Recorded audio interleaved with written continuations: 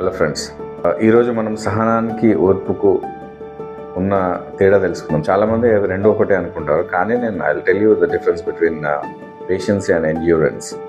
You know, patience అనేది ఎటువంటిదంటే, ఒక విత్తనం మనం నాటుతాము. సో విత్తనం నాటిన తర్వాత అది మొలకెత్తేంత వరకు వెయిట్ చేయడం అనేది సహనం. ఇందులో మనం ఏం చేయలేము, అది వచ్చేంత వరకు we have to wait for it. You know, and ఓర్పు అనేది ఎట్లా అంటే, మొలకెత్తిన తర్వాత దానికి ఎండ, వాన, గాలి వచ్చినప్పుడు సో దాన్ని సంరక్షించుకోవడం, అంటే మన లక్ష్యాన్ని చేరుకునేటప్పుడు మనకి ఎన్ని కష్టాలు వచ్చినా తట్టుకొని మన లక్ష్యాన్ని చేరుకోవడం అనేది ఓర్పు నేను అనిస్తాను.